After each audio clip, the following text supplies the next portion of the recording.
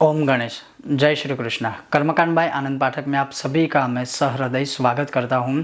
जैसे अभी श्राद्ध पक्ष चल रहा है, पितृपक्ष चल रहा है और पितृपक्ष में पितृदोष से निवारण हेतु के अनुसार या निवारण हेतु उसके अलावा भी हमारे पितरों को प्रसन्न करने के लिए, पितरों की प्रसन्नता हेतु हम बहुत सारे भिन्न भिन्न उपाय कर रहे हैं और बहुत सारे उससे रिलेटेड भी मैंने वीडियो बनाए हैं। लेकिन एक विषय जो बहुत लोगों ने मुझे व्हाट्सएप के माध्यम से पूछा है कि अगर किसी की एक्सीडेंटली डेथ हुई है, आकस्मिक मृत्यु हुई है, किसी ने आत्महत्या की है या किसी की हत्या हुई है, तो यह श्राद्ध हम क्या उनकी तिथि के अनुसार करें, श्राद्ध पक्ष की जहाँ बात है वहाँ की बात है, या फिर किस तिथि में करें।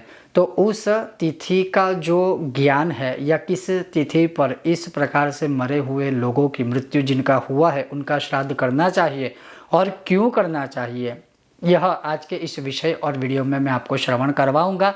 अगर आपको यह विषय वीडियो पसंद आता है तो लाइक कीजिएगा, शेयर कीजिएगा और चैनल पर नए हो तो सब्सक्राइब करके घंटी का आइकन अवश्य दबाएगा। तो चलिए शुरू करते हैं। 13 अक्टूबर भृगुवार अर्थात शुक्रवार, 13 अक्टूबर शुक्रवार के दिन जो तिथि है वह तिथि है चतुर्दशी तिथि, अर्थात चतुर्दशी का श्राद्ध। और चतुर्दशी के श्राद्ध के दिन ही किसी की भी अगर अस्त्र शस्त्र से मृत्यु हुई है, किसी ने आत्महत्या की है, किसी की हत्या हुई है, किसी की आकस्मिक मृत्यु अगर की गई है या हुई है, तो उनका श्राद्ध इसी तिथि में करना चाहिए। और ये मैं बात कर रहा हूँ यह श्राद्ध पक्ष के विषय में।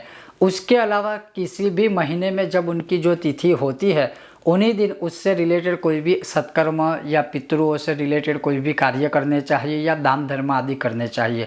लेकिन जब श्राद्ध पक्ष में श्राद्ध करने की बात जहाँ आती है तो चतुर्दशी तिथि में ही इन लोगों का, अर्थात जिन लोगों की आकस्मिक मृत्यु हुई है या हत्या की गई है, आत्महत्या की है या किसी भी प्रकार से एक्सीडेंटल डेथ हुई है, तो उनका जो श्राद्ध है वह चतुर्दशी तिथि को ही करना चाहिए।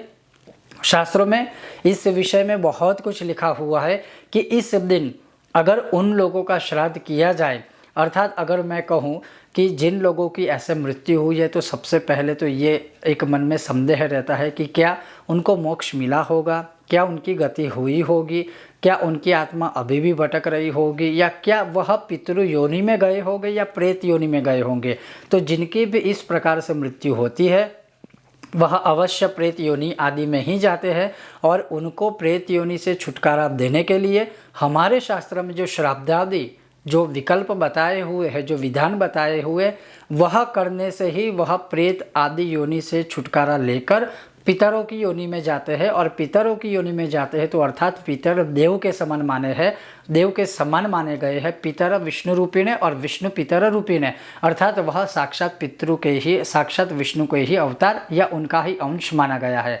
तो अगर किसी की भी मृत्यु इस प्रकार से हुई है, अस्त्र शस्त्र हत्या, आत्महत्या, आकस्मिक मृत्यु, एक्सीडेंटली डेथ, तो अवश्य उन लोगों का श्राद्ध चतुर्दशी तिथि में ही करना चाहिए। अब दूसरा प्रश्न, जैसे शुरुआत में मैंने एक वीडियो बनाया था कि हर कोई तो चाहे धन, हर किसी के पास श्राद्ध के लिए धन ना हो, द्रव्य ना हो, कोई बात नहीं, लेकिन जिनकी इस प्रकार से मृत्यु हुई है उनकी गति हेतु कम से कम कुछ ना करके, कम से कम कुछ ना करके केवल एक ब्रह्मदेव को भी अपने वहाँ आप ब्रह्म भोज करवाएंगे बहुत ही श्रद्धापूर्वक, तो भी आपके वह पितर प्रसन्न होंगे। जिनकी आकस्मिक तरीके से मृत्यु हुई है कहीं ना कहीं उसकी आत्मा को भी शांति प्राप्त होगी।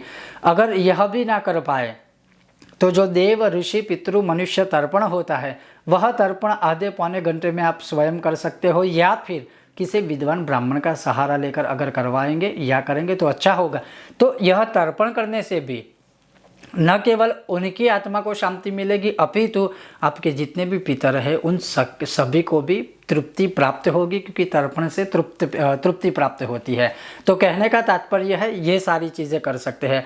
उसके अलावा जिनकी इस प्रकार से मृत्यु हुई है उनके लिए विशेष रूप से कोई पितृ मंत्र या पितृ स्तोत्र का भी अगर आप पाठ करते हो या कोई सत्कर्म भी करते हो उनकी आत्मा की शांति है, तो कहीं ना कहीं उनकी आत्मा को शांति मिले, पितर लोक की प्राप्ति हो या वैकुंठ लोक की प्राप्ति हो, इसलिए अवश्य ही चतुर्दशी तिथि को यह श्राद्ध करना चाहिए।